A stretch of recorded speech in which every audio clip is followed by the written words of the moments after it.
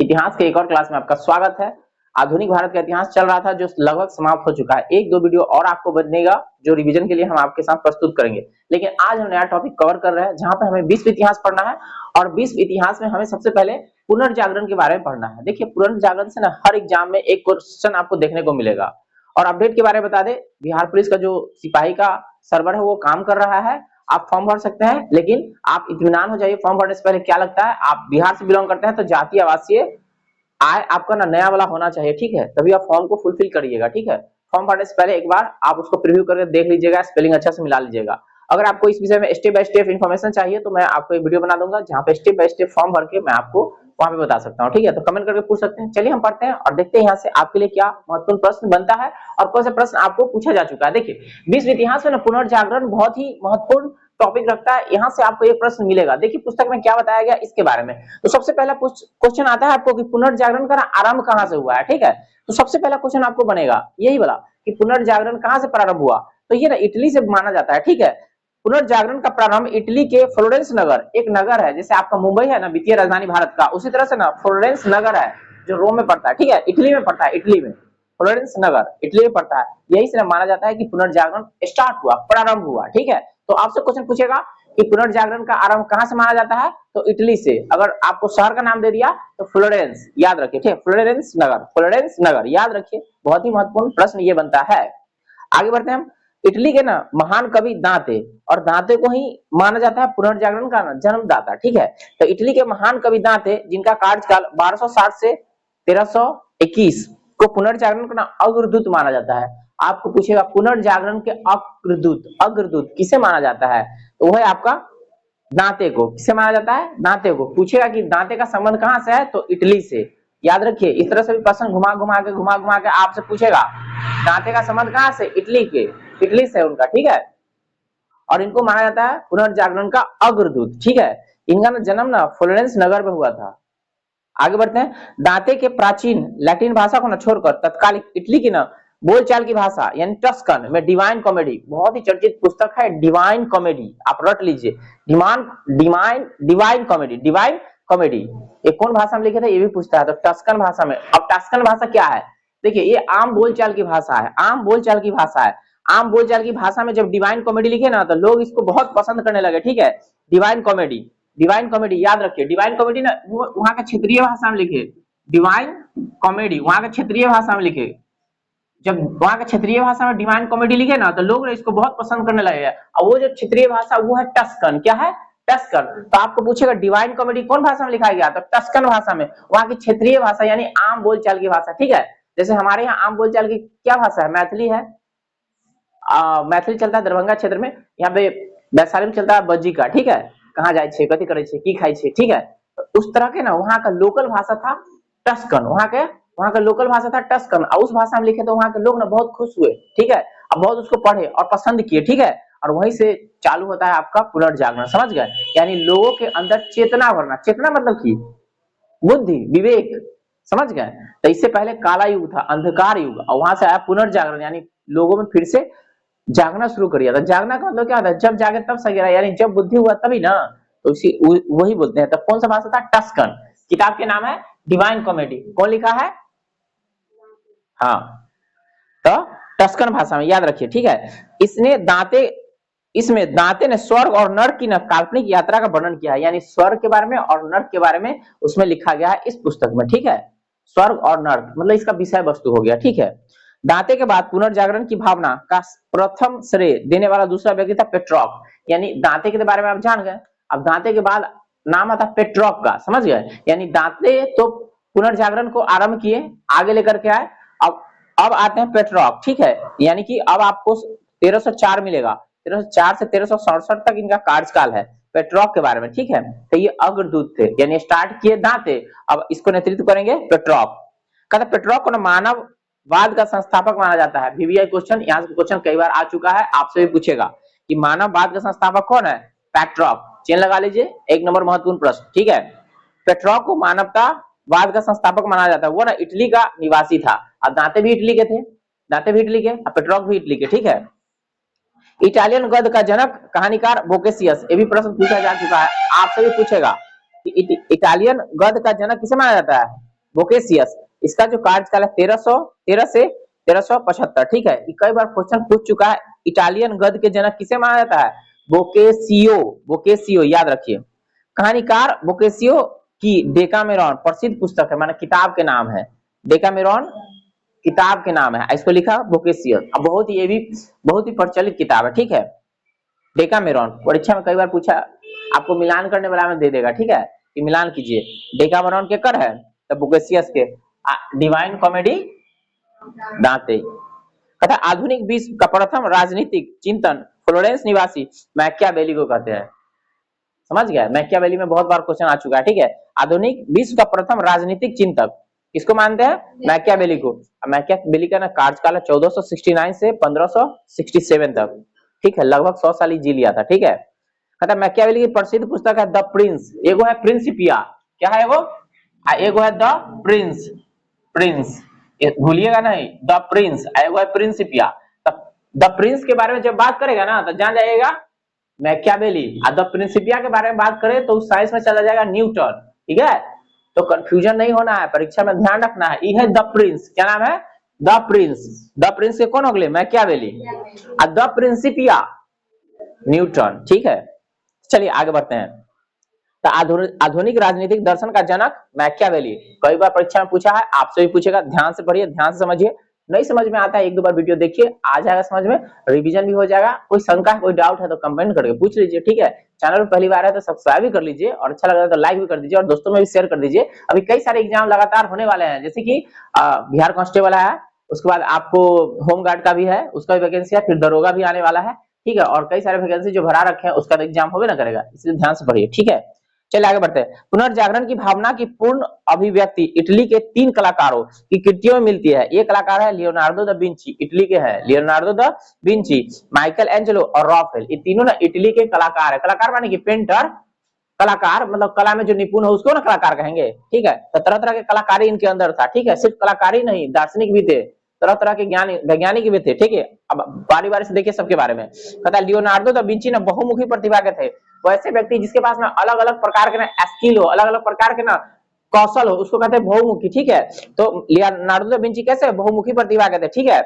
वह चित्रकार, मूर्तिकार, इंजीनियर, वैज्ञानिक, दार्शनिक, कवि और गायक, इतना सारा गुण उसमें था, ठीक है। किसमें? लियोनार्डो दा विंची में। और पता नहीं क्या क्या गुण होगा, किताब में तो इतना लिख लिया है ना, ठीक है। तो एक व्यक्ति में बहुत सारे गुण होता है, लेकिन आपको समझना पड़ेगा कि आपके अंदर क्या गुण है, उसको निखारिए, ठीक है। तो देखिए लियोनार्डो दा विंची में एक साथ आधा दर्जन, माने यहाँ 6 लिख दिया ना, आधा दर्जन से भी अधिक होगा, लेकिन हम लोग नहीं जानते हैं, ठीक है। जितना किताब में लिखा है उतना जानते हैं।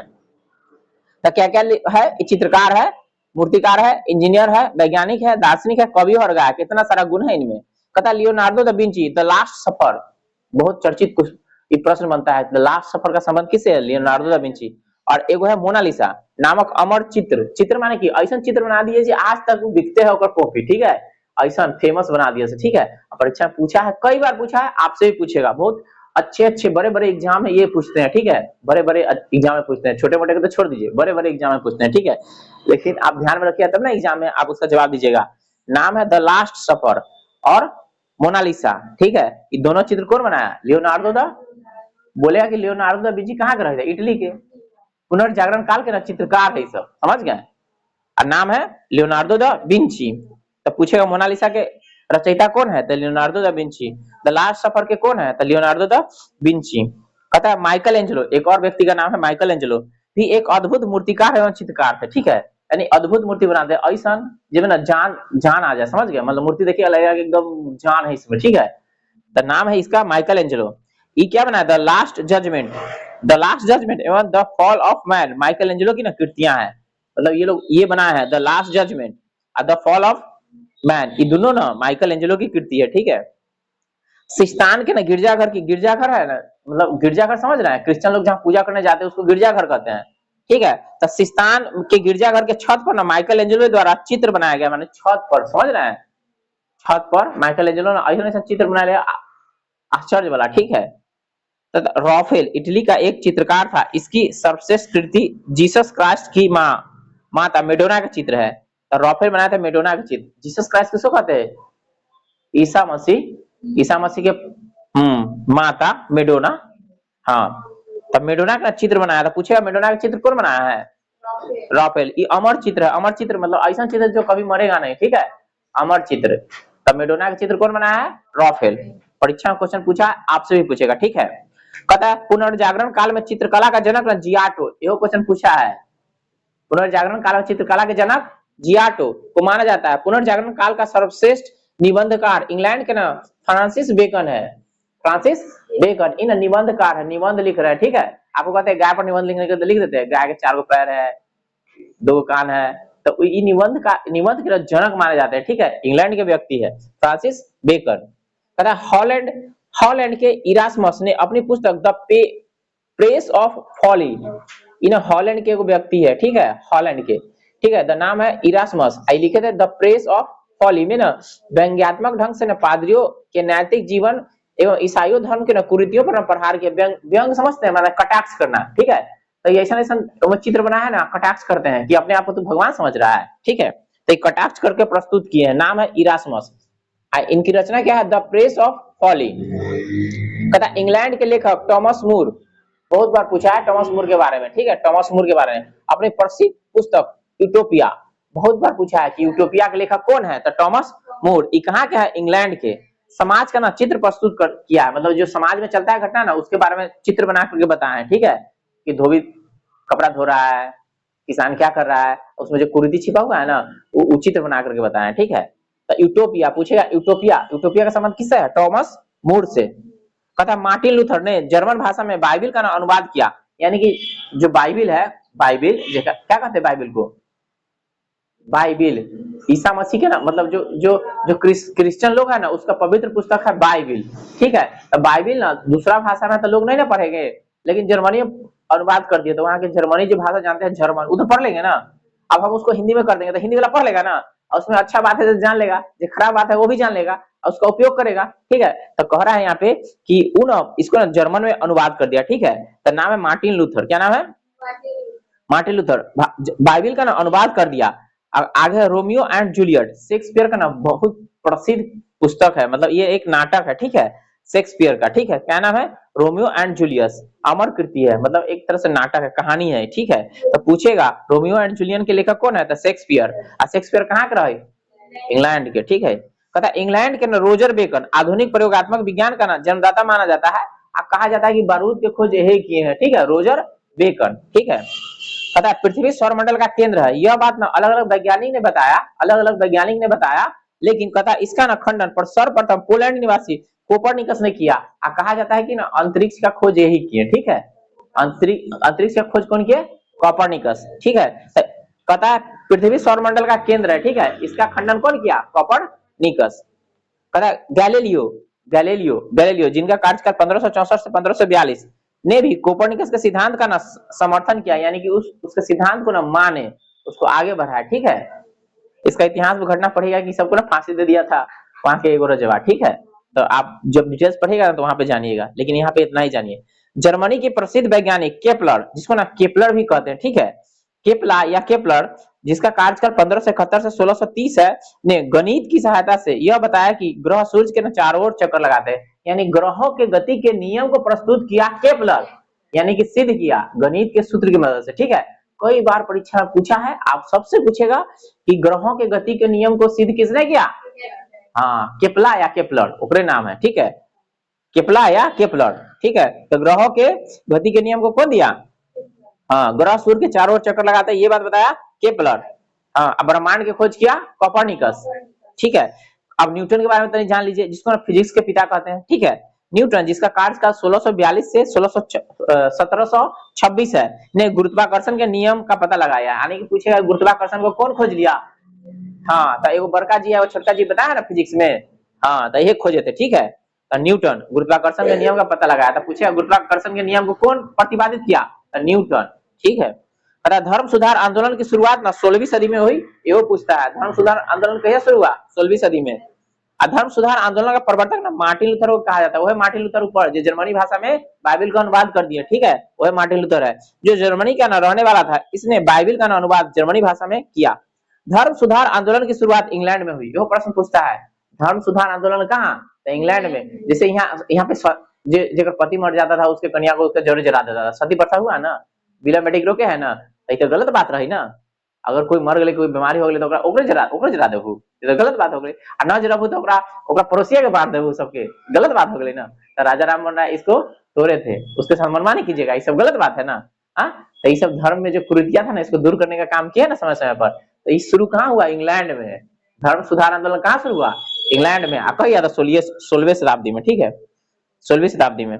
धर्म सुधार आंदोलन का प्रवर्तक ना मार्टिन लूथर को माना जाता है, ठीक है। धर्म सुधार आंदोलन की शुरुआत इंग्लैंड में हुई थी। जॉन विक्लिफ को धर्म सुधार आंदोलन का प्रातःकालीन तारा, इसको उपमा दिया गया है, ठीक है, उपमा, ठीक है, मतलब इसको ये उपाधि दिया गया है, प्रातःकालीन तारा। जैसे तो पटेल जी के सरदार जी कहते हैं ना, सरदार वल्लभ भाई पटेल बारडोली सत्याग्रह में दिए थे, वहां के महिला गांधी जी पूरे उसको सम्मानित किए थे। तो उसी तरह से इसको कहते हैं प्रातःकालीन तारा। जॉन विक्लिफ को क्या कहते हैं? प्रातःकालीन तारा, समझ गए? यानी धर्म सुधार आंदोलन का प्रातःकालीन तारा कौन है? John Wycliffe. इनके अनुयायी लोलार्ड्स कहलाते हैं, मतलब कि जो उसको मानते हैं ना, उनको कहेंगे लोलार्ड्स। जैसे शिव भगवान को मानता है तो क्या कहते हैं? नैनार। अब विष्णु को मानता है तो क्या कहते हैं? अलवार। हाँ, तो उसी तरह से यहाँ पे इसको जो मानेगा उसको कहेंगे लोलार्ड्स। पता है अमेरिका की खोज क्रिस्टोफर कोलंबस ने किया था, तो जानते हैं 1492 अमेरिका का नाम पड़ा अमेरिको वेस्पुसी के यात्री के नाम पर, ठीक है, नाविक यात्री के नाम पर, ठीक है। तो अमेरिको वेस्पुसी जो इटली के थे, कहाँ के? इटली के नाम पर ना अमेरिका का नाम अमेरिका पड़ा, ठीक है, अमेरिका का नाम अमेरिका पड़ा। प्रशांत महासागर का नामकरण स्पेन के निवासी मैगलन ने किया था, और मैगलन ना प्रशांत महासागर कई बार चक्कर लगाए थे, ठीक है। पता है समुद्री मार्ग से संपूर्ण विश्व का चक्कर लगाने वाला प्रथम व्यक्ति है मैगलन। यानी मैगलन वह व्यक्ति है जो पूरे संसार को ना चक्कर लगाया था जहाज से, ठीक है, तो मैगलन का नाम आता है। अब इसके बाद आपको पढ़ना अमेरिका का स्वतंत्रता संग्राम, जानेंगे वहां से आपके लिए क्या महत्वपूर्ण प्रश्न बनता है अगले वीडियो में, ठीक है।